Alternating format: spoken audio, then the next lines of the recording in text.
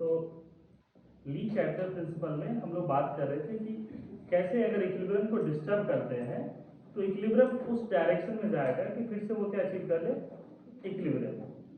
और उसमें सबसे पहला जो हम लोग बात करने वाले हैं effect of concentration, first part है ना,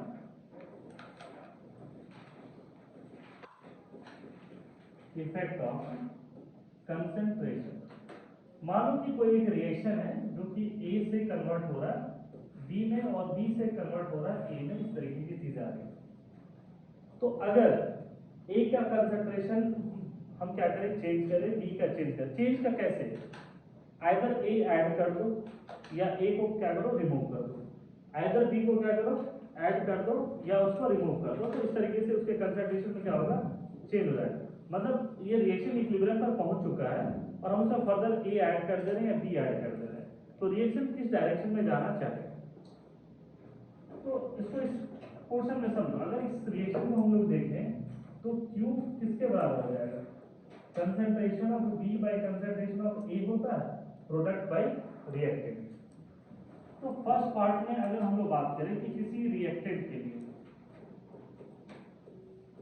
और इस केस में कौन है, A है। अगर रिएक्टेंट का कंसंट्रेशन हम इंक्रीज कर दें, रिएक्टेंट इसका कंसंट्रेशन क्या करे, इंक्रीज करे, तो A इंक्रीज होगा तो Q क्या हो जाएगा, बोलो, डिक्रीज। Q किसके बराबर है, B बाई A के बराबर है। तो जैसे ही A का कंसंट्रेशन ऐड इंक्रीज करो, इंक्रीज करने का मतलब ऐड करना, तो ये जैसे ऐड करोगे तो Q क्या होगा, कम होगा, क्योंकि डिनोमिनेटर बढ़ रहा होगा। Q कम हो जाएगा किससे, इक्विलिब्रियम से। तो फिर ये किधर की तरफ जाना चाहेगा, फॉरवर्ड। तो यहाँ पर किस प्रकार का रिएक्शन होगा, फॉरवर्ड रिएक्शन। लास्ट क्लास में यही चीज आपको बताया था कि अगर Q की वैल्यू इक्विलिब्रियम से कम है तो वो इक्विलिब्रियम की तरफ जाना चाहेगा, तो फॉरवर्ड होगा। Q का वैल्यू अगर इक्विलिब्रियम से ज्यादा है तो बैकवर्ड आएगा, तो बैकवर्ड रिएक्शन होगा। अगर A का कंसंट्रेशन कम कर दो, सर कैसे, बना रिमूव कर दो, तो यहाँ पर ये क्या हो जाएगा, Q बढ़ जाएगा। Q बढ़ेगा तो Q किससे आगे निकल जाएगा, इक्विलिब्रियम। किस प्रकार का रिएक्शन होगा, बैकवर्ड रिएक्शन। इसका मतलब तुमको ये समझ में आ गया है कि भाई रिएक्टेंट का कंसंट्रेशन बढ़ाएंगे तो फॉरवर्ड होगा, रिएक्टेंट का कंसंट्रेशन डिक्रीज करेंगे तो क्या रिएक्शन हो जाएगा, बैकवर्ड रिएक्शन होगा। ये पोर्शन समझ में आ रहा। इसको दूसरे तरीके से ऐसे भी समझ सकते हो कि अगर A का कंसंट्रेशन तुम यहाँ पर क्या किए, इंक्रीज कर दिए, बढ़ा दिए, और इक्विलिब्रियम पर कब आता है, जब सभी का कंसंट्रेशन कांस्टेंट होता है। तो ये जैसे ही बढ़ गया तो अब ये क्या करेगा, चाहेगा कि इसका क्या हो जाए, कंसंट्रेशन कम हो जाए, अमाउंट कम हो जाए। ये कम कब होगा, जब ये एज ए रिएक्टेंट बिहेव करेगा, मतलब प्रोडक्ट की तरफ कन्वर्ट होने लगेगा, ये क्या हो जाए, कंज्यूम होने लगेगा। मान लो किसी आदमी का वजन बढ़ गया, तो वजन बढ़ गया तो उसके सारे जो डाइट प्लान है, एक्सरसाइज, वो कैसा होगा, तो दैट उसका वजन क्या हो जाए, कम हो जाए। तो ये उस तरीके से यहाँ पर वो वर्कआउट उसका क्या होगा, बढ़ जाएगा इस तरीके से। उसी प्रकार अगर कहते हैं कि A का कंसंट्रेशन कम हो जाए, मतलब ये क्या हो जाए, कम हो जाए, तो कम हो जाएगा तो क्या होगा, ये B जो है ना, इसको बनाने में लग जाएगा, सो दैट कि A क्या हो जाए, बराबर है। क्या ये क्वेश्चन समझ में आ रहा है। तो ये हम लोग इस तरीके से बात करते हैं इक्विलिब्रियम के बिहाफ में, और ये समझना ज्यादा अच्छा है कि रिएक्टेंट को K और Q से इस तरीके से कंपेयर। मान लो किसी आदमी का वजन कम हो गया, उसको वजन बढ़ाना है, तो क्या करेगा, चुपचाप खाएगा और दिन भर सोएगा, है ना। जितने भी फैटी चीजें हैं, चावल वाल रोटी छोड़ दे आराम से, जितने भी कैलोरी वाली चीजें हैं वो खाना स्टार्ट कर दे। आलू खाए दिन भर, चावल खाए दिन भर, और खा के सिर्फ सोते रहे, है ना, कुछ काम नहीं करना, हिलना डुलना नहीं है, तो देखो वजन उसका कैसे नहीं बढ़ेगा। तो ये एक तरीका है यहाँ पर। और दूसरा तरीका हम लोग बात करते हैं प्रोडक्ट के बिहाफ में। प्रोडक्ट बी है, तुम ही लोग बताओगे कि अगर प्रोडक्ट का कंसंट्रेशन हम बढ़ाते हैं, प्रोडक्ट का कंसंट्रेशन बढ़ाने पर Q पर क्या असर पड़ेगा, Q भी क्या होगा, तो Q किससे आगे निकल जाएगा, तो कैसा रिएक्शन होगा, गुड। अगर Q B का कंसंट्रेशन कम कर दे, कैसे कम करेंगे, प्रोडक्ट बना, हटाते, रिमूव करते, तो B कम होगा तो Q का वैल्यू क्या हो जाएगा, बोलो, ये भी कम हो जाएगा, तो Q लेस देन क्या हो जाएगा, इक्विलिब्रियम। तो कौन सा रिएक्शन होगा, बोलो, फॉरवर्ड रिएक्शन। मतलब ये जो प्रोडक्ट बना है इसको हम बढ़ा दें, ऐड कर दें। ऐड करेंगे तो ये क्या होगा, ये कम करना चाहेगा तो ये कंज्यूम होगा तो बैकवर्ड रिएक्शन होगा। मान लो कि इसे कंसंट्रेशन कम कर दे तो ये चाहेगा कि फिर से वही गेन कर। गेन कब होगा, जब ए इसके फॉर्मेशन में लग जाएगा। तो इस तरीके से अगर इक्विलिब्रियम को हम डिस्टर्ब करते हैं तो के इक्विलिब्रियम की वैल्यू चेंज नहीं होगा, वो रिएक्शन उस डायरेक्शन में जाना चाहेगा कि सो दैट कि उसके क्या हो जाए, इक्विलिब्रियम मेंटेन हो जाए और डायरेक्शन ऑफ रिएक्शन में चेंजेस आ जाएगा। क्या ये रिएक्शन क्लियर है? तो यहाँ पर हम लोग बात कर रहे थे इफेक्ट ऑफ कंसंट्रेशन का। मान लो कि अगर हम आपसे पूछ दें कि लिखो at what condition forward reaction will take place. आपको बताना है कि at what condition forward reaction will take place, किस कंडीशन पे फॉरवर्ड रिएक्शन होगा। तो छोटा सा रिएक्शन है, H2 है गैस के फॉर्म में, I2 है गैस के फॉर्म में और ये कन्वर्ट हो जा रहा है 2HI गैस के फॉर्म में, ठीक है।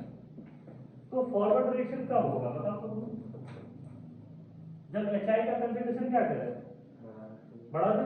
गुड, मतलब फॉरवर्ड रिएक्शन कब होगा, जब रिएक्टेंट को बढ़ा दो प्रोडक्ट को कम कर दो।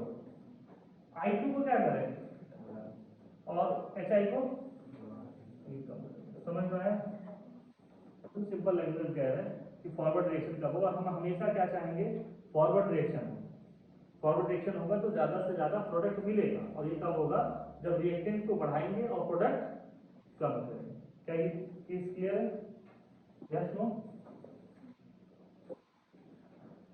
ये एक पहला क्वेश्चन था। दूसरा क्वेश्चन देखो, NH4HS है और ये कन्वर्ट हो रहा है NH3 गैस और H2S गैस। तो कंसंट्रेशन में किस प्रकार का चेंज आए कि रिएक्शन फॉरवर्ड की तरफ बढ़ेगा। कंसंट्रेशन में किस प्रकार का चेंज आएंगे कि रिएक्शन फॉरवर्ड की तरफ बढ़ेगा। बोलो बोलो बोलो इसको क्या करें, इसको बढ़ा दें, इसको क्या करें कम कर दें और इसको भी क्या कर दें कम कर। यहां सही हो, यहां सही हो, यहां गलत हो गए। अच्छा सॉलिड, ये कौन सा फॉर्म है, सॉलिड। मतलब ये इक्विलिब्रियम पर डिपेंड नहीं करेगा। हम पूछेंगे बस सिंपल सा क्वेश्चन है कि सिगरेट का प्राइस अगर बढ़ गया तो तुम्हारे पॉकेट खर्च पे क्या असर पड़ा, कुछ नहीं। तो इसका मतलब है कि ये क्या है, इंडिपेंडेंट है, लेकिन किसी ना किसी के पॉकेट में असर पड़ा होगा। मेरे आर्किटेक्ट जो थे वो दिन भर में 100 सिगरेट पीते थे, 100 सिगरेट। मतलब उनके चैम्बर में चले जाओ तो सिर्फ धुआं ही धुआं आता है। लेकिन क्या हो, इतने बेहतरीन आर्किटेक्ट है ना, मतलब बहुत बेहतरीन आर्किटेक्ट, बहुत नॉलेजेबल आर्किटेक्ट। सुबह सुबह स्टाफ जैसे आता है ना, हमारे ऑफिस में स्टाफ आता है कोचिंग में, तो सबसे पहले भेजते हैं जाओ जेरॉक्स दुकान से जेरॉक्स ले आओ, स्टडी मटेरियल ले आओ, मार्कर ले आओ, इंक ले आओ। वो आते साथ बोलते हैं जाओ 5 पैकेट वो ले आओ सिगरेट, और एक सिगरेट में 20 पीस रहता है एक पैकेट में। और पता नहीं बॉडी कैसा है, कैंसर तक नहीं हुआ उनको, एज भी 75 के आसपास में है। लोग मेडिकल साइंस कहता है कि अगर 3 साल लगातार कोई तंबाकू का सेवन कर ले, यूज कर ले, तो कैंसर होने के चांसेस 90% होता है, लेकिन वो उसको भी बीट करती है। तो ये वाली चीज क्लियर है, यस नो? ये नहीं कि उसको मोटिवेशनल ले लेना है ना। ये सोचो कि भाई जो आदमी 100 सिगरेट पी रहा है तो 2002 सिगरेट में खर्च कर रहा है पर डे, फालतू की चीजें। और चलने में उनको मतलब हाँफने लगते थे। जैसे हम लोग दौड़ा तो कोई फर्क नहीं पड़ता है ना, ये मत सोचने कि सर दौड़ नहीं पाएंगे। लेकिन हमारे बहुत सारे दोस्त लोग थे नहीं दौड़ पाते थे, स्कूल छोड़ो कॉलेज में पढ़ते थे। लेकिन तो ये पहला पार्ट हम लोग क्या बात कर रहे थे, इफेक्ट ऑफ कंसंट्रेशन। तो कंसंट्रेशन में अगर हम चेंज लाएंगे तो फॉरवर्ड या बैकवर्ड दोनों आ सकता है। फॉरवर्ड कब जाएगा, जब हम रिएक्टेंट को बढ़ा दें और प्रोडक्ट को कम कर दे। बैकवर्ड कब होगा? जब रिएक्टेंट को कम कर दे, प्रोडक्ट को बढ़ा। सेकेंड पोर्शन लिखना, इफेक्ट ऑफ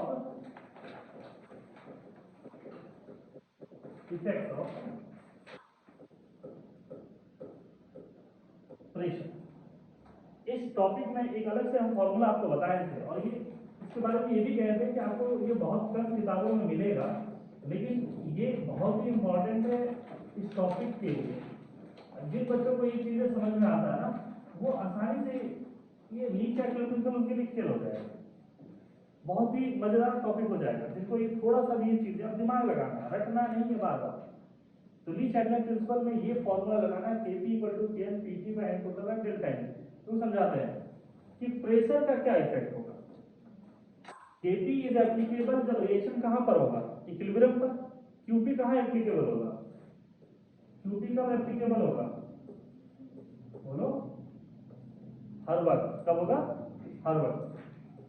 अरे जिंदगी के साथ भी और जिंदगी के बाद भी। Qp इज एप्लीकेबल एवरीवेयर, मतलब before the equilibrium and after the equilibrium. ये तो इसका मतलब है कि Qp जो डायरेक्टली प्रोपोर्शनल किसका हो गया? P टोटल का। ये है ना भाई, ये तो कांस्टेंट है और ये भी क्या है? कांस्टेंट है। Kn टेंपरेचर कांस्टेंट, तो Km कांस्टेंट। इसका मतलब Qp किस पे डिपेंड कर रहा है? P टोटल और डेल्टा n। अब आते हैं कि प्रेशर का क्या इफेक्ट होगा, मतलब प्रेशर बढ़ाएंगे घटाएंगे तो क्या क्या चीज होगा।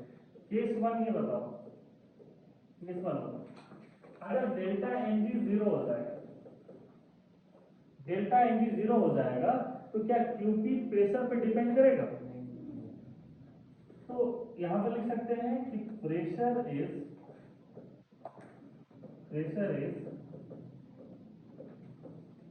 इंडिपेंडेंट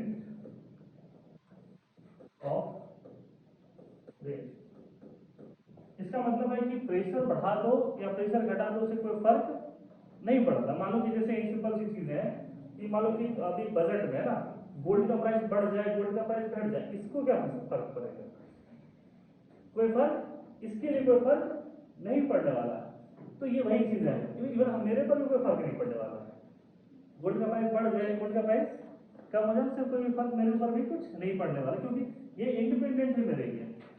मेरे लिए क्या है? इंडिपेंडेंट। तो वही कह रहे हैं, डेल्टा Ng 0, डेल्टा Ng 0 कब होगा? तो जो पिछला रिएक्शन था H2 + I2 = 2HI, तो डेल्टा Ng क्या हो जाएगा? 0।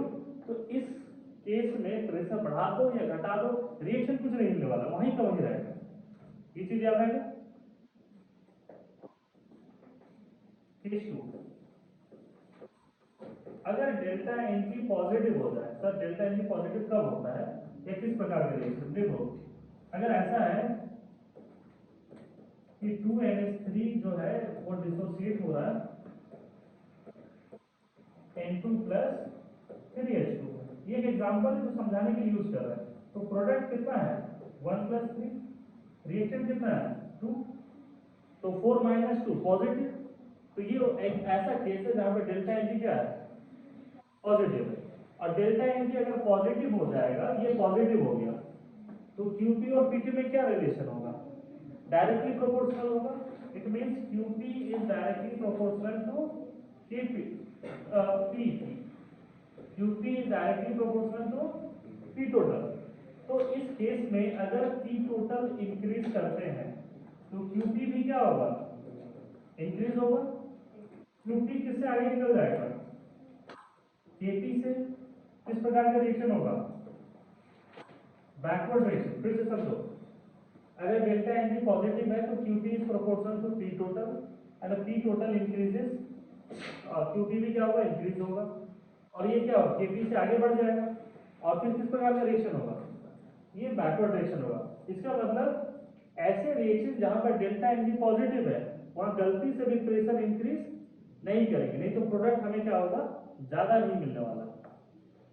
अगर P टोटल कम कर दे तो Qp भी क्या होगा?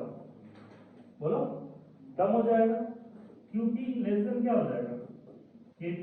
कैसा रिएक्शन होगा? फॉरवर्ड रिएक्शन, ज्यादा से ज्यादा प्रोडक्ट बनेगा। इसलिए बहुत सारे रिएक्शन में तुम देखते होंगे कि low pressure, high pressure, temperature, इन सब का रीजन है लीच एक्सप्लेनेशन प्रिंसिपल में। ये हर रिएक्शन के बारे में बताता है कि भाई इस रिएक्शन को हाई टेम्परेचर पे करना है, इसको लो टेम्परेचर पे करना, हाई प्रेशर पे करना, लो प्रेशर पे करना। मतलब ऐसे क्वेश्चन जो है, ऐसे रिएक्शन उसको कब करोगे, हाई प्रेशर की लो प्रेशर पर? बोलो, लो प्रेशर में, क्योंकि तुम्हारा एम हमेशा क्या होना चाहिए, फॉरवर्ड या बैकवर्ड? हाँ, फॉरवर्ड होनी चाहिए, सो दैट कि रिएक्शन आगे की तरफ बढ़े और प्रोडक्ट ज्यादा से ज्यादा मिले। केस 3, अगर डेल्टा एनजी निगेटिव हो जाए, डेल्टा एनजी निगेटिव हो जाएगा तो देखो QP is proportional P total का पावर निगेटिव, तो इसको ऐसे कह सकते हो QP is inversely proportional to P total. Sir delta NG negative कब होगा, ऊपर वाले इक्वेशन को रिवर्स कर दो, डेल्टा एनजी क्या हो जाएगा, negative.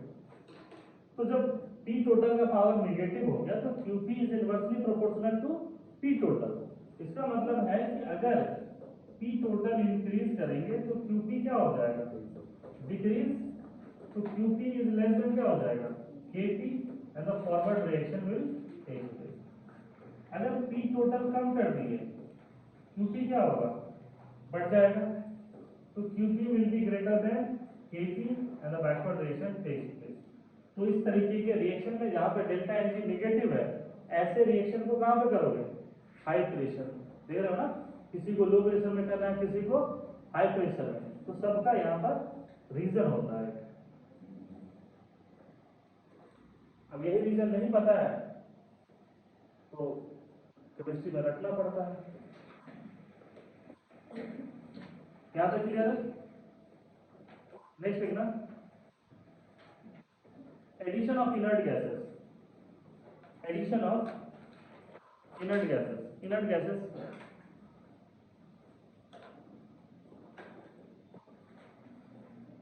Addition of inert gases.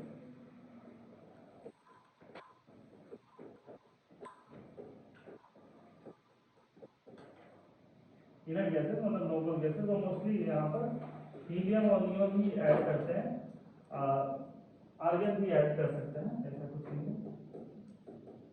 Triple xenon थोड़े महंगे होते हैं इसलिए उनका यूज नहीं करते हैं। तो किसी रिएक्शन में इनर्ट गैस ऐड करने का क्या मतलब हो सकता है, क्या एम हो सकता है, किसी रिएक्शन में इनर्ट गैस ऐड करने का क्या मकसद हो सकता है, बोलो। हाँ, नहीं उतना हाई लेवल नहीं जाना, तो सिंपल सा चीज है, कंसंट्रेशन बढ़ाना, मतलब मोल्स बढ़ा देना, सिंपल सा भीड़ बढ़ा देना। मालूम हम अपने कोचिंग का पब्लिसिटी करना चाहते हैं और दिखाना चाहते हैं कि भाई हमारे क्लास में पूरे भर की भीड़ है, तो हम 800 कॉमर्स वाले बच्चों को बैठा देंगे, they are inner to be, और वाइस वर्सा क्या। लेकिन जब बात होगी रिजल्ट का, है ना, कि कितने बच्चे का रिजल्ट हुआ, तो उनमें उनका कोई कंट्रीब्यूशन नहीं होगा। देखिए होगी बहुत सारे, कोई भी दुकान खुला या कोई कोचिंग खुला तो भीड़ पहले से बहुत होता है, चाहे चाय की दुकान हो, कल्याण ज्वेलर्स हो या कुछ भी हो। अब यहाँ रांची में जो कल्याण ज्वेलर्स खुला था पूरा जाम हो गया था वो, क्यों, उसने कैटरीना कैफ को बुला दिया था और इसमें इनके लिए कैटरीना कैफ भगवान है, तो पूरा रोड में जाम लगा दिया पूरा इस तरीके से। तो कल्याण ज्वेलर्स वाले में इस तरीके से, वो क्यों, तो भीड़, क्या उसमें से कोई आदमी जाके कल्याण ज्वेलर्स में शॉपिंग किया था, उससे जाके पूछना तो किया थे, एक नहीं नाम सुने कल्याण ज्वेलर्स का, नहीं सुना, मत सुनाई तो बेकार है ना। तो तनिष्क का नाम सुना, क्योंकि टाटा का है, टाटा देश का पड़ेगा, है ना। चलो लिमिट इसको, ठीक है। तो वही हम कह रहे हैं कि इनर्ट गैसेस कभी भी इक्विलिब्रियम में ऐड करेंगे तो क्या करेगा, उसके क्राउडिंग को बढ़ा देगा, भीड़ को बढ़ाएगा, लेकिन रिएक्शन में पार्टिसिपेट नहीं करेगा। अगर इस क्लास में अगर हम अभी आर्ट्स के और कॉमर्स के बच्चों को बैठा दें तो इतना पब्लिसिटी हो जाएगी, इतना भीड़ हो करके हम कि बच्चे को बैठने की जगह नहीं है, लेकिन रिजल्ट क्या आएगा, जिस दिन बात होगी जेई का रिजल्ट का, नेट का रिजल्ट, उस दिन वो आर्ट्स कॉमर्स वाले घूमेंगे, नाचे आएंगे, पैकेट खा के और सीधा नाश्ता लेके निकल लेंगे। इट मीन्स कि ये रिएक्शन के किसी भी रिएक्टेंट और प्रोडक्ट को डिस्टर्ब नहीं करेंगे, सिर्फ क्या करेंगे, total moles of the mixture को बढ़ाएंगे। तो लिखना, addition of noble gases, addition of noble gases addition of noble gases will not addition of noble gases will not affect chemically, किसी भी बॉन्ड के टूटने या रिएक्टेंट या प्रोडक्ट में कोई परिवर्तन नहीं लाएगा, कोई चेंज नहीं लाएगा. Will not effect chemically but they will increase the total moles of mixture. जब कोई भी पॉलिटिकल लीडर कहीं पर आता है तो वो भीड़ इकट्ठा करता है, तो क्या सब उसके वोटर होते हैं? नहीं, ये वही लोग हैं जो 500 रुपया की मजदूरी के बदले आए हुए भीड़ इकट्ठा करने के लिए. आपको पता होनी चाहिए 2014 में वेस्ट बंगाल का सबसे बड़ा ग्राउंड ब्रिगेड ग्राउंड है कोलकाता का. उसमें मोदी जी ने रैली किया था तो टोटल 7 लाख भीड़ थी, 7 लाख भीड़ थी. कितना वोट कितना मिला? 70,000 मिली. 70,000 वोट भी नहीं मिला उनको. भीड़ कितना था? 7 लाख. तो ये कौन थे? ये नॉर्मल गैसेस है, इनर्ट गैसेस आए, भीड़ बढ़ाए और लेकिन कोई इफेक्ट ये नहीं. तो उसी तरीके से ध्यान में रखना है कि ये नॉर्मल गैसेस इफेक्ट करता है. तो इसका मतलब ये हुआ कि मोल्स ऑफ द मिक्सचर को इफेक्ट करेगा. तो यहाँ पर अगर हम लोग आते हैं उस पॉइंट पर, तो एन टोटल क्या था? रेसिप्रोकल में था ना, और इसका पावर डेल्टा एन जी होगा. सर कहाँ से आया? हम फिर फॉर्मूला बताएंगे, क्योंकि ये फॉर्मूला इतना इंपॉर्टेंट है ना. Here P total by N total का पावर डेल्टा एन. तो यहाँ पर डेल्टा एन जी और ये एन टोटल की बात करें तो Kp जो है वो क्या है? इनवर्सली है. It means Qp is inversely proportional to N total, इसका पावर डेल्टा एन. अच्छा, इससे ये रिलेट कर पा रहे हो? ये को हटा दिए, P टोटल को हटा दिए कि भाई इससे रिलेट करना है. अब यहाँ पर ये जो पोर्शन है वो किस पर डिपेंड करेगा? डेल्टा एन जी पर. Yes no? Case 1, if delta N G is 0, तो ये क्या हो जाएगा? एडिशन ऑफ इनर्ट गैसेस या नोबल गैसेस वो डिपेंड करेगा. बोलो क्या हो जाएगा? इंडिपेंडेंट हो जाएगा. डेल्टा एन जी अगर 0 होगा तो 1 बाय एन टोटल का पावर 0. ये क्या हो जाएगा? 1. इसका मतलब है कि एन टोटल पे डिपेंड नहीं करेगा. तो ऐसे क्वेश्चन जहां पर डेल्टा एन जी क्या है? 0 है, तो वहां पर इनर्ट गैस ऐड कर दो, रिमूव कर दो, तो फर्क बोलो ये नहीं पड़ता है. Second case, if delta Ng is positive, तो Qp is proportional to क्या हो जाएगा? N टोटल का power positive.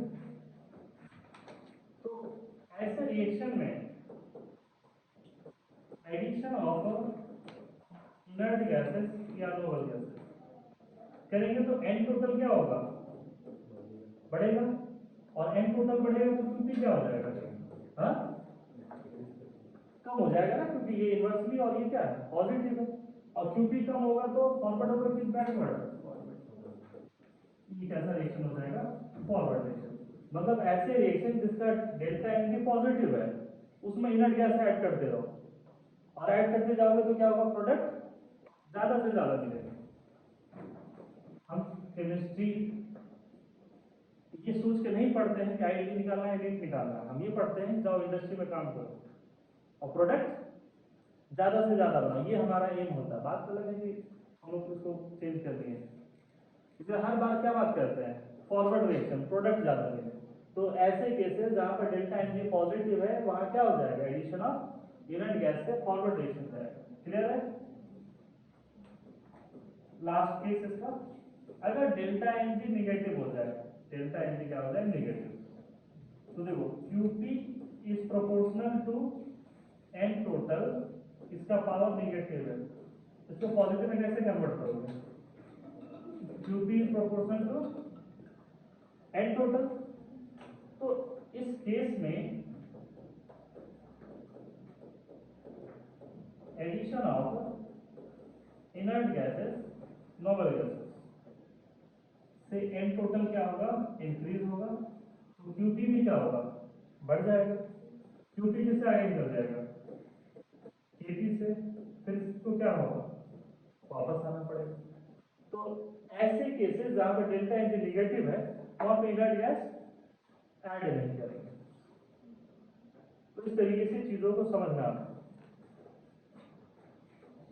Delta N zero no effect, delta N positive add करो फॉरवर्ड जाएगा, डेल्टा एन नेगेटिव ऐड करोगे तो बैकवर्ड आएगा, इसलिए गलती से इसको नहीं करना। Effect of pressure clear. Next लिखना इफेक्ट ऑफ कैटलिस्ट।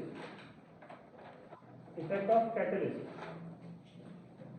कैटलिस्ट क्या करता है, रिएक्शन के रेट को चेंज करता है, बढ़ाता भी है घटाता भी है, दोनों चीजें ध्यान रखना। लेकिन हम लोग मोस्ट ऑफ केस में बढ़ाने वाले को याद है। तो कैटलिस्ट जो है वो रिएक्शन में आएगा और रेट ऑफ रिएक्शन को बढ़ाएगा, लेकिन वो कंज्यूम नहीं होगा, बात समझा। तो फाइनली क्या करेगा, जो इक्विलिब्रियम को अचीव करने में 30 मिनट लग रहा था, इसके कैटलिस्ट ऐड करने पे हो सकता है 20 मिनट में फॉर्म कर। यही कैटलिस्ट का रोल होता है। तो लिखना catalyst will not effect, catalyst will not affect the direction of reaction, catalyst will not affect the direction of reaction even when the value of k equilibrium, even the value of k equilibrium के value को भी effect नहीं करता है, but they will help to achieve early. उसको achieve करने में क्या करता है, मदद करता है, वो पहले अचीव हो जाता है। जैसे ये केमिकल इक्विलिब्रियम तुम खुद से पढ़ने बैठते तुमको भी समझ में आता है, ऐसा है कि तुम पढ़ रहे तुमको नहीं समझ में आएगा, लेकिन 15 क्लास पढ़ोगे तो समझ में आएगा। और उसी चीज को हम लोग क्या करते हैं, 10 क्लास में समझाने की कोशिश करते हैं। कोई ऐसा टॉपिक है कि तुम जिद बांधने के लिए ये टॉपिक तो हम बिना सर के ही पढ़ेंगे, तुम सीख जाओ, लेकिन अगर सर का हेल्प मिल जाए तो वो टॉपिक थोड़ा सा कम टाइम लगेगा। तो हम लोग भी उस केस में किसकी तरह बिहेव करते हैं, एज ए कैटलिस्ट। तुम्हारे बदले एग्जाम में तुम लिख नहीं सकते, है ना, इसीलिए कैटलिस्ट कभी कंज्यूम नहीं होता। तो ये कैटलिस्ट का ये ध्यान रखना कि इक्विलिब्रियम की वैल्यू चेंज नहीं करता। लास्ट पॉइंट लिखना effect of temperature. Effect of temperature हम थर्मोडायनेमिक्स में इसको डिस्कस कर चुके हैं, है ना, वेंटॉफ फैक्टर के नाम पर, फिर से इसको डिस्कस करेंगे। इफेक्ट ऑफ टेम्परेचर, मान लो कि किसी रिएक्शन है तो टेम्परेचर बढ़ाएंगे तो रिएक्शन किस डायरेक्शन में जाएगा, और हम आपको ये चीज फॉरवर्ड जाएगा ना। तो देखो ये चीज हम पहले आपको बताया है कि सिर्फ टेम्परेचर को ही एक परमिशन मिला हुआ है कि के इक्विलिब्रियम की वैल्यू को क्या कर सकता है, चेंज कर सकता है, बाकी कोई चेंज नहीं कर सकता। तो ये डिपेंड करता है कि रिएक्शन किस टाइप का। तो लिखना from van't Hoff equation, van't Hoff equation अगर याद होगा, van't Hoff equation log K2 by K1 is equal to delta H upon 2.303 R universal gas constant, और ये 1 by T1 minus 1 by T2 था। ये थर्मोडायनेमिक्स में पढ़ाए होंगे, जिस फ्री एनर्जी के बाद जाके देखना copy, where T1 T2 temperature, T2 is greater than T1, ये कंसीडर हम मान के चल रहे थे कि टेम्परेचर बढ़ा रहा है। तो if T2 is greater than T1, इसका मतलब क्या होगा, 1 by T2 is less than 1 by T1 होगा, यस नो। और इसको उधर ले जाए तो ये क्या हो जाएगा, 1 by T1 minus 1 by T2, क्या हो गया, ये पॉजिटिव टर्म है। If T2 is greater than T1, इसका मतलब है कि ये टर्म हमेशा क्या होगा, पॉजिटिव।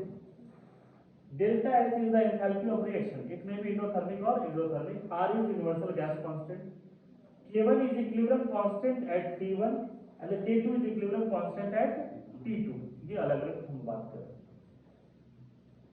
अब पहला केस बात करते हैं कि ये तो क्या हो गया आपके लिए ऑलवेज पॉजिटिव। तो log K2 K1 की बात करें, log K2 K1 किस पर डिपेंड करेगा? डेल्टा एच पर। हम अभी वैल्यू क्या होगा उस पर नहीं, पॉजिटिव निगेटिव पे बात कर रहे हैं। जैसे ही टेम्परेचर इंक्रीज के T2 is greater than T1 तो ये टर्म पॉजिटिव आ गया। अब ये log K2 by K1 positive होगा या निगेटिव होगा, ये किस पर डिपेंड करेगा? डेल्टा एच पर। तो अगर डेल्टा एच पॉजिटिव है, डेल्टा एच पॉजिटिव का मतलब एंडोथर्मिक रिएक्शन, तो उस केस में log K2 by K1 ये भी क्या हो जाएगा? पॉजिटिव होगा। यहां से इसको लिख सकते हैं K2 by K1 क्योंकि इसका बेस 10 है, इज ग्रेटर देन 10 का पावर 0। तो इसको लिख सकते हैं K2 by K1 is greater then 1, मतलब K2 इज ग्रेटर देन क्या होगा? इसका मतलब यही समझना है कि for endothermic reaction, for endothermic reaction on increase in temperature, अगर एंडोथर्मिक रिएक्शन के टेम्परेचर को बढ़ाते हैं तो K इक्विलिब्रियम भी क्या होगा? बढ़ेगा। हमने क्या किया, टेम्परेचर इंक्रीज करके देखा कि भाई इसमें क्या चेंजेस आ रहे हैं। तो टेम्परेचर बढ़ाने पर और डेल्टा एच पॉजिटिव है तो लॉग वाला टर्म भी क्या हो जाएगा? पॉजिटिव, क्योंकि ये ऑलवेज पॉजिटिव, ये भी पॉजिटिव, तो लॉग पॉजिटिव।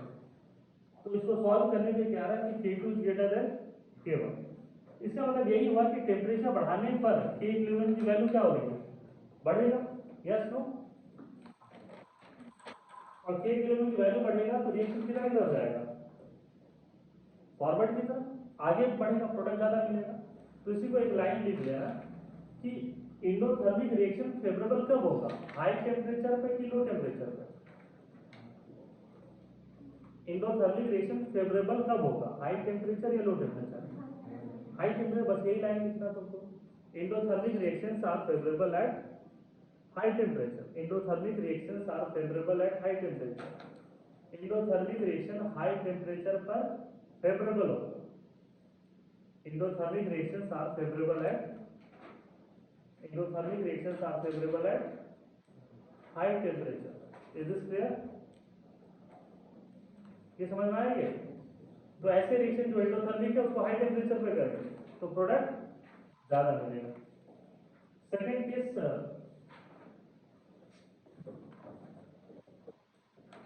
अगर डेल्टा एच निगेटिव है, डेल्टा एच निगेटिव है तो ये जो लॉग वाला टर्म है, log K2 by K1 ये भी क्या हो जाएगा? निगेटिव। और बेस 10 में ही हम यूज करते हैं सर, तो K2 by K1, K2 by K1 ये क्या हो जाएगा? 10 का पावर 0। तो यहां से क्या हो जाएगा? K2 by K1 is less than 1, K2 is less than। अब यहाँ पर क्या ऑब्जर्व कर रहे हैं कि टेम्परेचर जब हम बढ़ाए ना तो K का वैल्यू क्या होगा? कम होगा। टेम्परेचर बढ़ाने पर K का वैल्यू क्या होगा? तो for exothermic reaction on increase in temperature K equilibrium क्या हो गया? डिक्रीज कर गया। अब K इक्विलिब्रियम डिक्रीज कर गया तो बताओ कि ऐसे रिएक्शन जो एक्सोथर्मिक रिएक्शन है वो फेवरेबल कब होंगे? हाई टेम्परेचर की लो टेम्परेचर? तो इसको लाइन में लिखो कि exothermic reactions are favourable at low temperature. तो जो रिएक्शन में हम लोग देखते हैं कि कोई रिएक्शन हाई टेम्परेचर में, कोई रिएक्शन लो में है, उसका रीजन यही होता है कि exothermic reactions are favourable at low temperature. Yes no? तो एक छोटा सा एग्जांपल लेते हैं तो उससे ना ये बहुत अच्छे से समझ में आएगा। वाटर है लिक्विड के फॉर्म, वाटर है गैस के फॉर्म एंड वाटर है सॉलिड के फॉर्म। लिक्विड से गैस जाएगा तो इसका डेल्टा एच क्या होगा? पॉजिटिव। लिक्विड से गैस में भेजना है तो एंडोथर्मिक होगा। लिक्विड है, लिक्विड से गैस पहुंचाने के लिए क्या करना पड़ेगा?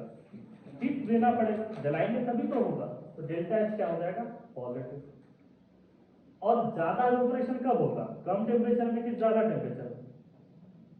मान लो पानी को एवोपरेट करना है तो कम टेम्परेचर में रखेंगे, ज्यादा टेम्परेचर में? ज्यादा। प्रैक्टिकली केमिस्ट्री छोड़ दो, प्रैक्टिकली तो बताओ। पानी को एवोपरेट करना है तो कम टेम्परेचर में रखोगे, ज्यादा टेम्परेचर में? ज्यादा टेम्परेचर। अब एवोपरेशन ऑफ वाटर कैसा है? एंडोथर्मिक है कि एक्सोथर्मिक है? एंडोथर्मिक। तो एंडोथर्मिक रिएक्शन फेवरेबल कब हो रहा है? High temperature. और अगर लिक्विड को सॉलिड में कन्वर्ट करना है तो डेल्टा एच क्या हो जाएगा? नेगेटिव। मतलब मेल्टिंग, ये कहते हैं हम लोग फ्रीजिंग। फ्रीजिंग कब होता है? हाई टेम्परेचर में कि लो टेम्परेचर में? तो इस प्रैक्टिकल एग्जांपल से भी समझ में आ गया होगा कि कभी भी डेल्टा एच अगर पॉजिटिव है, एंडोथर्मिक है, तो फेवरेबल होगा हाई टेम्परेचर पर, और एक्सोथर्मिक है तो लो टेम्परेचर, जिसको हम लोग वेरिफिकेशन किससे कह रहे हैं? वेक्टर फैक्टर से। और वेक्टर फैक्टर ये फॉर्मूला से भाग नहीं सकते हो तुम लोग। 2 बार आ चुका सिलेबस में, थर्मोडायनामिक्स, इक्विलिब्रियम। तीसरा बार तैयार था केमिकल काइनेटिक्स के लिए। बस 1 महीने का सवाल है। जैसे आओगे केमिकल काइनेटिक्स स्टार्ट होगा तो केमिकल काइनेटिक्स में फॉर्मूला मिलेगा। बस यही डेल्टा एच के बदले ये मिल जाएगा इक्वेशन। ये वाला पोर्शन क्लियर है? तो इफेक्ट ऑफ टेम्परेचर समझ में आया बच्चों को? हाँ है ना? कैसा बच्चा इसको नहीं समझ में आया तो उसके लिए एक और मेथड है, ग्राफिकल मेथड। देखो ये बहुत बढ़िया चीज क्या आता है, इधर सुनो। किसी भी ह्यूमन बीइंग को 25 डिग्री टेम्परेचर है तो ना तो ठंड लगता है, नहीं क्या लगता है उसको? गर्मी लगता है। अगर ठंड के दिन की बात करते हैं, ठंड के दिन में पेड़ है तो हम लोग पेड़ के छांव में चलना पसंद करते हैं कि धूप में? धूप में। गर्मी के दिनों में तो एक ही आदमी के दोनों का नेचर क्या होगा? अलग अलग। तो ये कंडीशन पे डिपेंड करता है कि मतलब हम 25 डिग्री के आसपास में हमेशा जाना चाहेंगे। मतलब किधर जाना चाहेंगे? 25 डिग्री। यहाँ पर एक लाइन के हम सिखाना चाह रहे हैं कि टेम्परेचर बढ़ाने पर रिएक्शन किसके पास जाएगा? जिसकी एनर्जी ज्यादा है। जिसकी एनर्जी ज्यादा है। तुमको कोई प्रॉब्लम, किसी प्रॉब्लम में आ गए तो तुम किसके पास जाना चाहोगे? जो सबसे पावरफुल है? Yes no? मानो कि तुमको कोई पीट दिया तो तुम जाके स्कूल के चपरासी को बोलोगे कि प्रिंसिपल को बोलोगे? जो तुमको पावरफुल दिखे वो। अगर मान लो उस इलाके का बाहुबली अगर तुम्हारे चाचा है, साहबुद्दीन टाइप के, या मान लो कोई है अनंत सिंह टाइप का कोई है, तो किसको जाके बोलोगे? चाचा को। तो बेसिकली जब भी तकलीफें होती है तो आदमी किधर किधर बढ़ता है? जो से पावरफुल है। मान लो अभी एग्जाम आने वाला है, बच्चे परेशान होंगे, बच्चे परेशान होंगे तो किसको खोजेंगे? भगवान राम को खोजेंगे, शिव को खोजेंगे, रूपक सर को खोजेंगे? रूपक सर को खोजेंगे। खोजते हैं एग्जाम टाइम में, खोजते हैं। तुमको दिखता है कि यही क्या है? पावरफुल है। केमिस्ट्री के मामले की बात करते हैं तो ये वही कह रहे हैं कि जब टेम्परेचर बढ़ाते हैं तो रिएक्शन किस डायरेक्शन में जाना चाहेगा? जिसकी एनर्जी हाई है। जिसकी एनर्जी हाई। ये लाइन सीख गए तो पूरा थर्मोडायनामिक्स सीख गए। ये फॉर्मूला वॉर्मूला की जरूरत नहीं है। तो लिखो, on increasing the temperature, on लिखो on increasing the temperature, on increasing the temperature, comma देके लिखना, the reaction will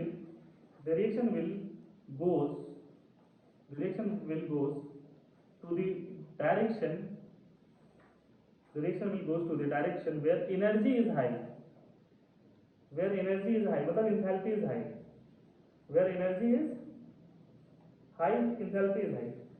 तो ये बताओ, सभी बोलो, हमने क्या सीखा आपको कि टेम्परेचर बढ़ाने पर रिएक्शन किस डायरेक्शन में जाएगा? जिसकी एनर्जी ज्यादा। यही सिखाए बस। तो देखो छोटा सा तो बस चीज सिखाए आपको।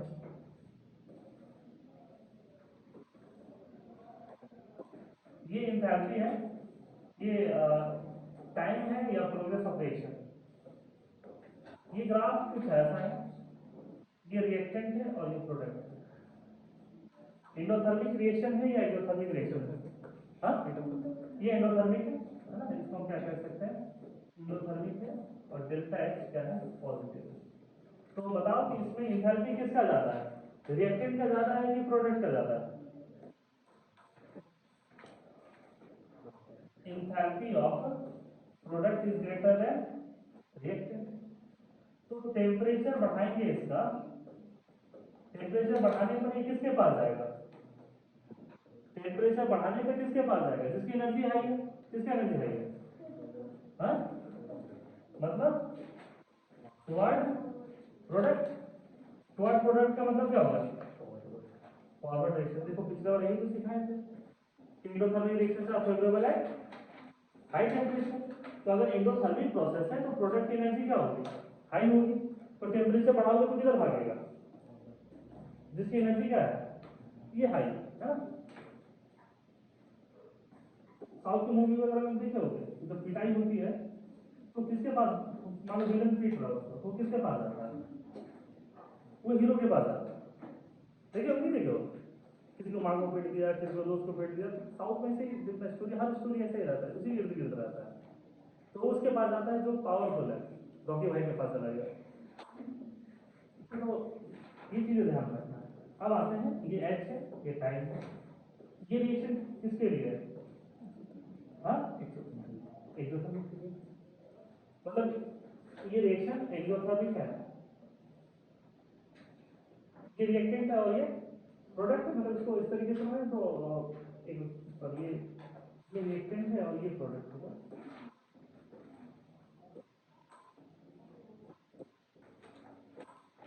ये रिएक्टेंट है और ये प्रोडक्ट है। इस प्रोडक्ट की एनर्जी का में रिएक्टेंट की एनर्जी क्या है, ये ज्यादा है। तो एक्सोथर्मिक है या डेल्टा एच क्या है इसका, बोलो निगेटिव। तो बताओ कि अगर enthalpy of reactant is greater then product है, यहाँ पर रिएक्टेंट की एनर्जी ज्यादा है किससे, रिएक्टेंट की एनर्जी देखो ये होगा, प्रोडक्ट की एनर्जी यहाँ पर। तो टेम्परेचर बढ़ाएंगे तो रिएक्शन कहाँ जाएगा, टेम्परेचर बढ़ा देंगे तो ये किधर जाएगा, टुवर्ड रिएक्टेंट। इसका मतलब बैकवर्ड। तो जो पिछला जो चीज पढ़ाए थे और ये ग्राफिकल चीज दोनों सेम ही है, या सुनो, लेकिन दोनों को एक साथ पढ़ाने का हमें नहीं लगता है अब इसमें क्वेश्चन में कहीं कोई छूटेगा। तब एकदम रिवाइज नहीं करोगे तभी छूट जाएगा, नहीं तो एक बार में रिवाइज करोगे तो दोनों तरीका काम आ जाएगा, न्यूमेरिकल निकालने में और इसके निकालने। ली चैटलर प्रिंसिपल क्लियर है, क्या सुनो लिखो सुनो।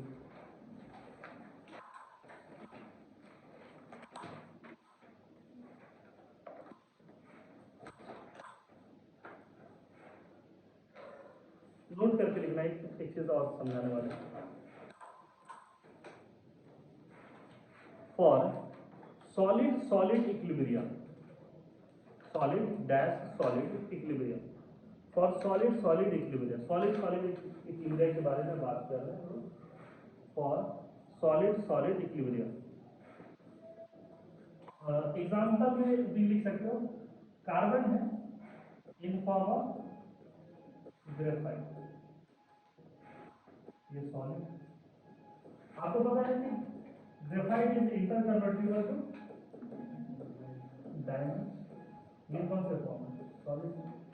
अब ये तो सॉलिड के फॉर्म में है तो क्यू वाले इसमें तो आएगा ही नहीं ये चीजें।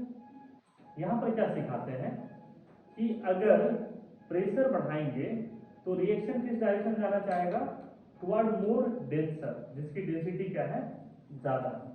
समझो यहाँ पर ये दो चैम्बर ले रहे हैं और यहाँ से मानो कि ये पाइप है, इधर से प्रेशर बढ़ाना चाह रहा है, ठीक है। यहाँ पर 100 ग्राम दोनों ले रहे हैं, 100 ग्राम ये देखो, यहाँ पर आयरन ले रहे हैं और यहाँ पर ले ले थर्मोकोल ले ले 100 ग्राम, मालूम कुछ इस तरीके से। तो आयरन 100 ग्राम में, थर्मोकोल 100 ग्राम है, वॉल्यूम ऑक्यूपाई कौन ज्यादा करेगा, हाँ थर्मोकोल, मतलब ये ज्यादा वॉल्यूम ऑक्यूपाई करेगा, आयरन क्या हो जाएगा एकदम छोटा। तो प्रेशर अगर यहाँ पर बढ़ाएंगे तो ये किस डायरेक्शन में जाना चाहेगा, टुवर्ड थर्मोकोल या आयरन। यहाँ वॉल्यूम ज्यादा है तो प्रेशर क्या होगा, वॉल्यूम ज्यादा तो प्रेशर कम होगा, तो किधर की तरफ जाना चाहेगा, आयरन की तरफ। आयरन की तरफ क्यों जाना चाह रहा है, क्योंकि आयरन की डेंसिटी हाई है। अब तो हम क्या कहना चाह रहे हैं कि फॉर सॉलिड सॉलिड इक्विलिब्रियम अगर टेम्परेचर बढ़ाते हैं तो रिएक्शन किस डायरेक्शन में जाना चाहेगा, टुवर्ड मोर डेंसर, जिसकी डेंसिटी ज्यादा। क्या ये पॉइंट क्लियर है? तो लिखना for solid solid equilibrium on increasing the pressure on increasing the pressure on increasing the pressure on increasing the pressure the reaction will goes the reaction will goes the reaction will goes to more denser solid है ना। तो यहाँ पर ये जो example लिखे हैं, हम बात करते हैं density of diamond is greater then graphite. Graphite की तुलना में डायमंड की डेंसिटी ज्यादा होती है। किसकी डेंसिटी ज्यादा? डायमंड का। तो प्रेशर बढ़ाएंगे तो किसका फॉर्मेशन बढ़ेगा?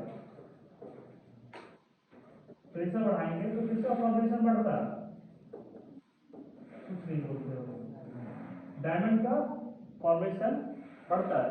डायमंड का जो है वो 50,000 से लेकर के 60,000 एटीएम प्रेशर में ही बनता है मात्र, है ना। 50,000 से लेकर के 60,000। अच्छा, कोल्ड ड्रिंक की बोतल में प्रेशर रहता है ना, तुमको लगता है बहुत प्रेशर है, वो रहता है 1.5 एटीएम, 1.5 एटीएम। और डायमंड का फॉर्मेशन कब होता है? 50,000 से लेकर के 60,000 एटीएम। सोचो कितना हाई प्रेशर है। यही रीजन है कि डायमंड ऊपरी सतह में नहीं मिलता है। कहाँ मिलता है ना। रेयर केस एक दो है, यूरोप में कभी ना कहीं मिल गया है, तो एक दो केसेस है, 5 फीट कहीं मिल गया, बात अलग है। लेकिन इसकी जो है वो 1-1 किलोमीटर लेकर के ड्रिल कर दे रहा है साउथ अफ्रीका में माइनिंग में। तो डायमंड मोस्टली जो कोल माइंस वगैरह में ही मिलते हैं। कोल माइंस में जितना अंदर डेप्थ में जाओगे तो इसके मिलने की प्रोबेबिलिटी क्या होता है, बढ़ता है। क्यों? याद रहेगा? Yes no? Application of Le Chatelier principle questions करा रहे मेन वही है। Application of Le Chatelier principle, application of Le Chatelier principle. और आपको लिख रहा है at what condition forward reaction will take place. हम हमेशा फॉरवर्ड की बात करेंगे। At what condition forward reaction will take place. एक एग्जांपल हम बताते हैं, फिर अगला तुम लोग को करना है। फर्स्ट केस जैसे हम ले रहे हैं यहाँ पर PCl5 गैस है, PCl3 gas and Cl2 gas, और इसका जो डेल्टा H है वो पॉजिटिव है, डेल्टा H पॉजिटिव। तो फॉरवर्ड रिएक्शन कब ये फॉरवर्ड रिएक्शन कब होगा? जब PCl5 को क्या कर देंगे, बढ़ा देंगे। Yes no? पहले देखो सीख लो, इसके बाद बहुत सारे क्वेश्चन देंगे इसमें। फॉरवर्ड रिएक्शन कब होगा? जब PCl5 को क्या करेंगे, बढ़ा देंगे। PCl3 को क्या कर देंगे, कम कर देंगे, हटा देंगे उसको, और Cl2 को भी क्या कर देंगे, कम कर देंगे। तो एक काम हो। दूसरा, डेल्टा H पॉजिटिव है तो टेम्परेचर ज्यादा रखे कि कम रखे? ज्यादा। मतलब बोलो, ये हाई टेम्परेचर होगा, ठीक है। इसका डेल्टा Ng क्या है, पॉजिटिव है। कैसे सर? एक मोल और इधर सिर्फ एक है, तो 1 + 1 2 -1, तो डेल्टा Ng इसका क्या हो जाएगा, पॉजिटिव। हम लोग क्या पढ़े थे, QP is proportional to P total by N total का पावर डेल्टा N। ठीक है, मतलब दोनों का कलेक्टिवली एक बार बात करते हैं। अगर ये पॉजिटिव है तो QP और P total क्या हो जाएगा? हाँ, QP is proportional to P total, तो P total कम रखेंगे तो QP भी कम होगा। तो ये फेवरेबल कब होगा, हाई प्रेशर की लो प्रेशर। समझ रहे हो क्या सिखाना चाह रहे हैं? हाँ, प्रेशर क्या होगा इसका, लो प्रेशर होगा। और addition of inert gases, N total क्या हो जाएगा, बढ़ेगा। उसमें ऐड करते जाएंगे तो इनर्ट गैसेस क्या होगा, ये बढ़ेगा। और एन टोटल बढ़ेगा तो क्यूपी क्या हो जाएगा, कम। तो कैसा रिएक्शन होगा, फॉरवर्ड रिएक्शन।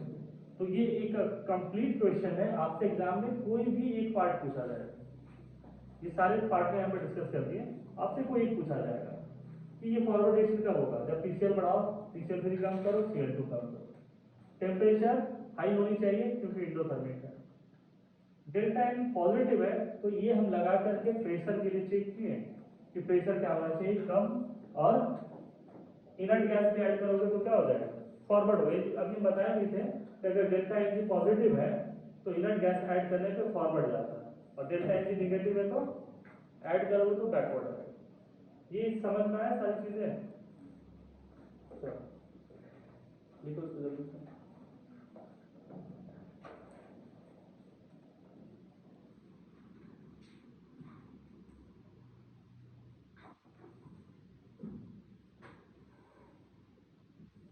जल्दी जल्दी लिखना।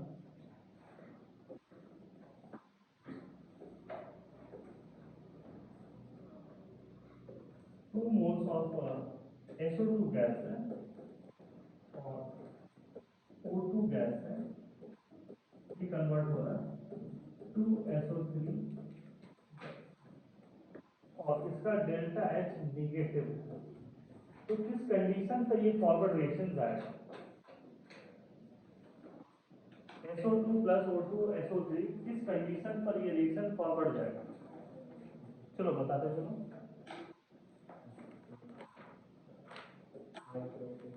SO2 को क्या करते हैं, बढ़ाते हैं, O2 को भी क्या करते हैं,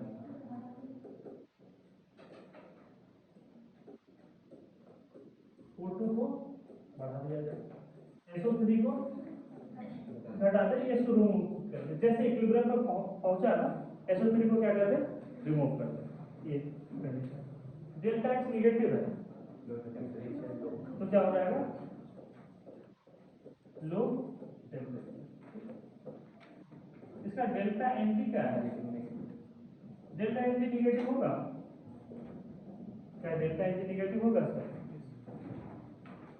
हाँ, डेल्टा एनजी निगेटिव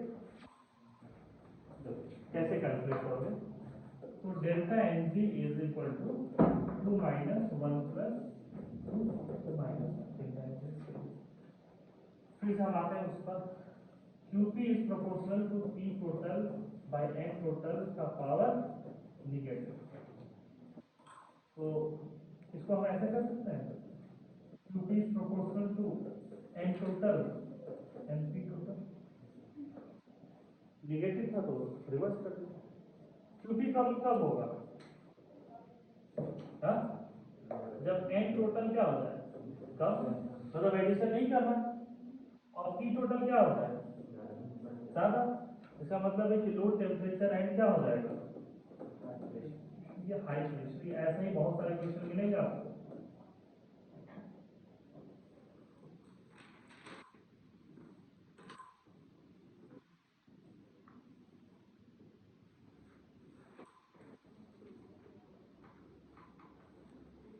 ऐसा ही क्वेश्चन देता है,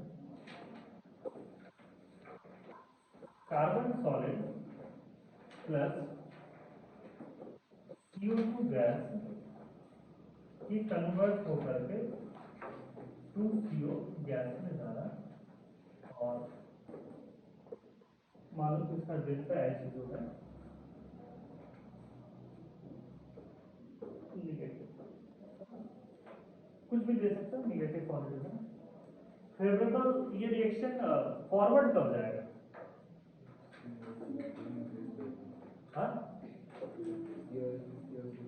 CO2 के कंसंट्रेशन को बढ़ा देंगे और CO के कंसंट्रेशन को कम कर देंगे, है ना, घटा देंगे, और कार्बन सॉलिड को भी क्या कर देंगे, बढ़ा देंगे कि घटा देंगे, कुछ नहीं करेंगे। ये ध्यान में रखना, एक चीज के लिए थोड़ा सा चेंज किया, ये क्या हो जाएगा, डेल्टा एस, ये इस पर डिपेंड नहीं करेगा। अच्छा, इसका डेल्टा एन जी क्या हो जाएगा, हाँ, यही तो गलती है, एन जी मतलब गैसेस सिस्टम के लिए, तो वो कितना है आपका 2 माइनस ये 1 होगा, मतलब ये क्या हो गया, पॉजिटिव। तो ये गैस है, कोयला जो है कार्बन तो क्या है, गैस है ना। चलो तो फिर धन्यवाद, वापस तुमको देखना है ना क्या है। डेल्टा एक्स निगेटिव है, क्या हो रहा है, डेल्टा एक्स पॉजिटिव है, तो QT is proportional to P total by N total का पावर डेल्टा एन जी, और ये क्या होगा, पॉजिटिव। तो फॉरवर्ड कब होगा, जब क्यूटी कम होता है, क्यूटी कम कब होगा, पीटी कम होगा, मतलब लो प्रेशर। और एन टोटल के इन्वर्सली है, मतलब एन टोटल बढ़ाएंगे तो क्यूटी क्या होगा, कम, मतलब एडिशन ऑफ नॉर्मल गैसेस सही रहेगा कि नहीं रहेगा, हाँ सही रहेगा, मतलब एडिशन ऑफ इनर्ट गैसेस से एन टोटल इंक्रीज होगा तो क्यूपी डिक्रीज होगा and the forward direction decrease.